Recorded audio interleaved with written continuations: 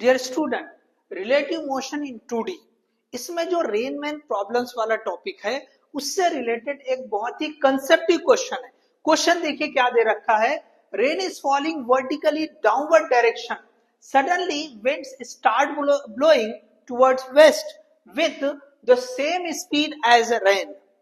If a man walking towards east in rain, what should be the possible direction of his umbrella to avoid maximum rain? क्या है question में दे रखा। देखिए rain जो है vertically downward fall हो रही है, ठीक है, वर्टिकली डाउनवर्ड फॉल हो रही है।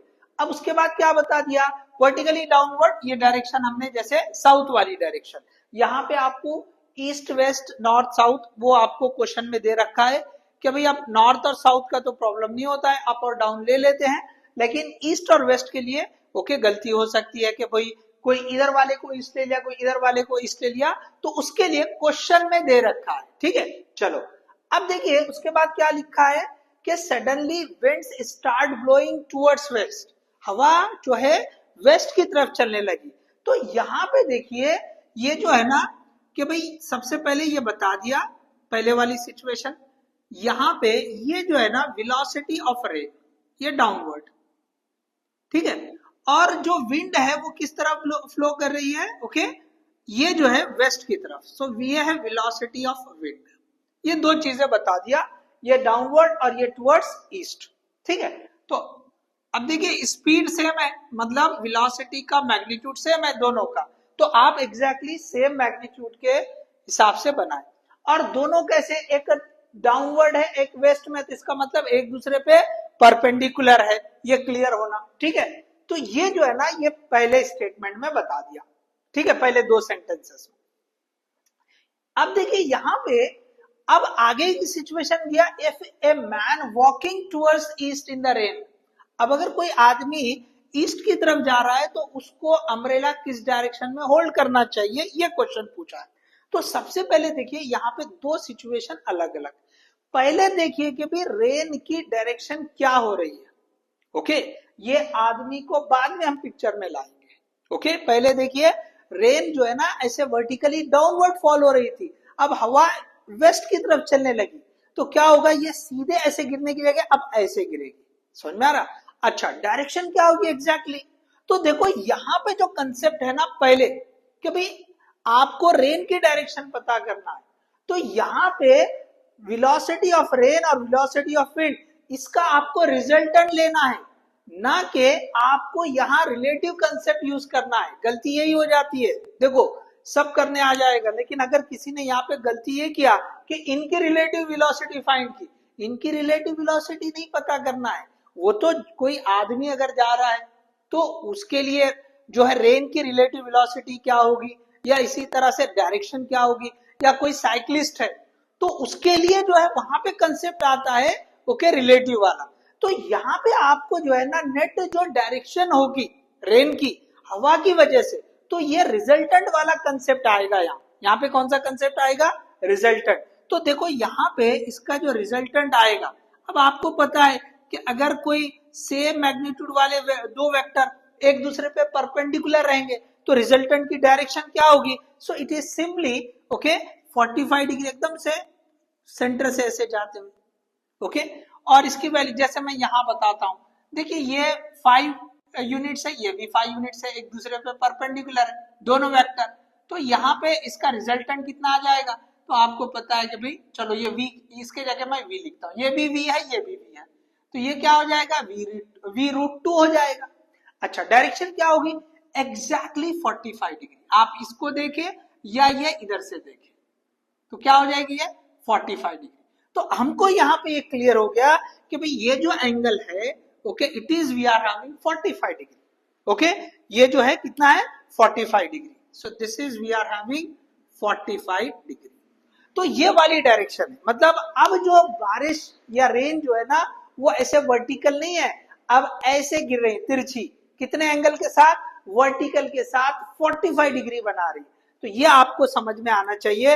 और ये जो है वेलोसिटी ऑफ ओके रेन और विथ जो है जो रिजल्टेंट है ओके इफेक्ट ऑफ विंड, दोनों को मिला के ओके रेन की जो डायरेक्शन है वो विंड के इफेक्ट की वजह से जो आ रही है वो ये वाली रहेगी।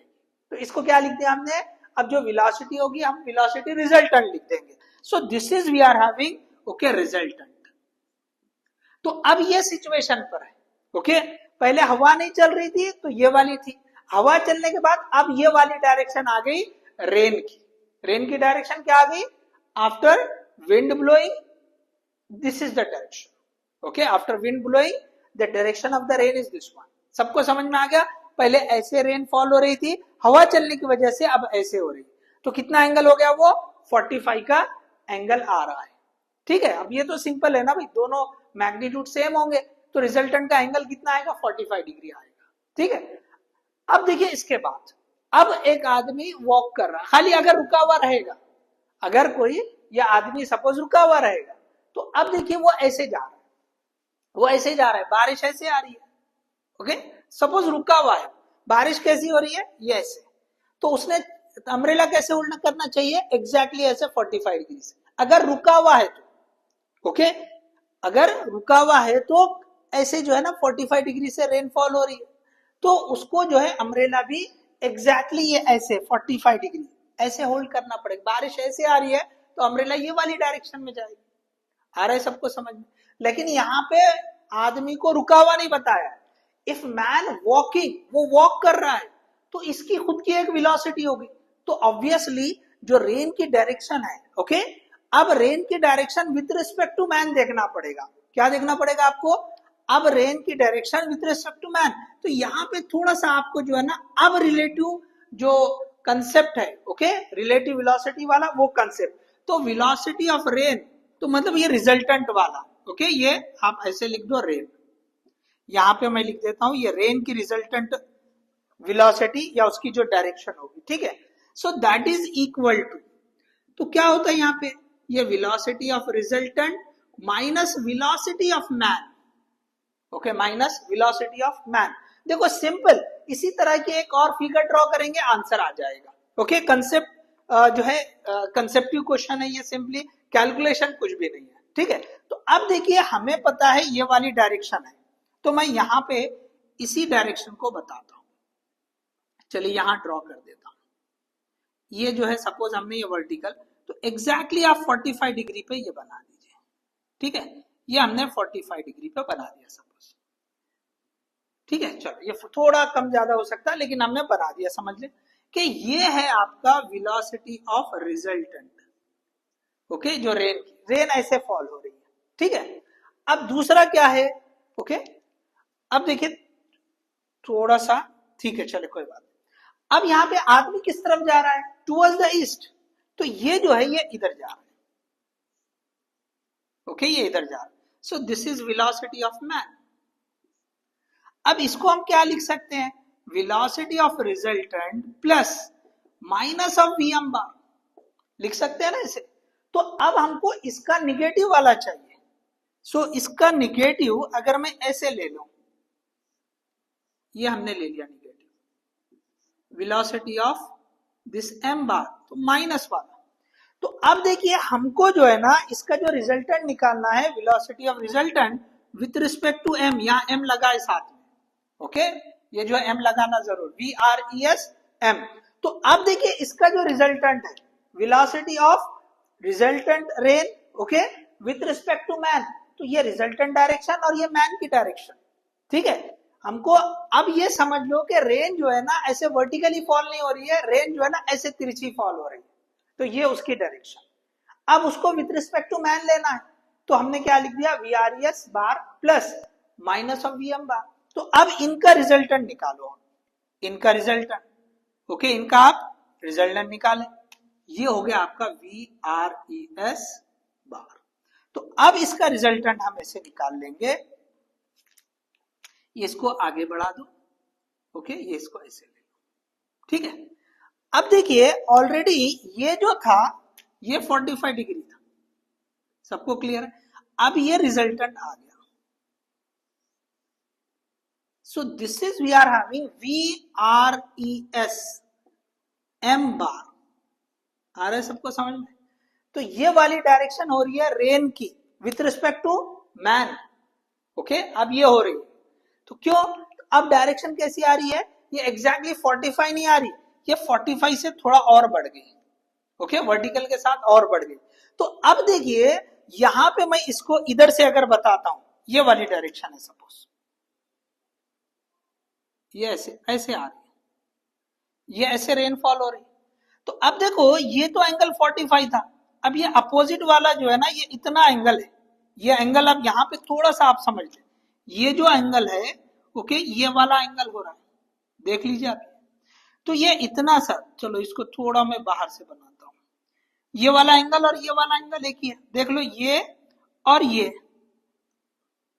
ठीक है ना, ये वाला, तो इतना 45 मतलब ये 45 से बढ़ के होगा, तो अपोजिट वाला एंगल भी तो सेम होता है, तो इसका मतलब ये थीटा जो है it is more than 45 degree है। तो अब उसको अम्ब्रेला जो है ना ये ऐसे होल्ड करना पड़ेगा, बारिश ऐसे आ रही है तो अम्ब्रेला ऐसे होल्ड करना पड़ेगा, तो एंगल कितना आएगा, that will be more than 45 degree, okay that will be more than 45 degree. तो ये जो सी ऑप्शन है, ओके ये जो सी ऑप्शन है इससे आ जाएगा, ठीक है। तो यहां पे इस तरह से ये जो सी वाला है वो करेक्ट ऑप्शन रहेगा। तो इसको आप थोड़ा सा जो है ना जूम करके, ओके थोड़ा सा आप बड़ा करके देख लो, ओके तो आपको ये समझ में आ जाएगा। ये अगर आपने ठीक से ड्रॉ कर दिया तो आपको समझ में आ जाएगा। देखो ये अम्ब्रेला है, सपोज रेन ऐसे फॉल हो रही, देखो ये वाली डायरेक्शन, सॉरी ये जो है ना ये वाली डायरेक्शन, ये रेन फॉल हो रही है, तो इसके अपोजिट में हमको अम्ब्रेला लगाना पड़ेगा।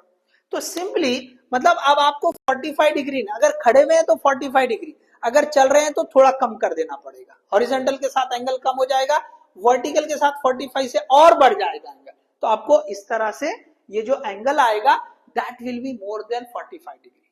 So hope you understood this one. Okay, thank you.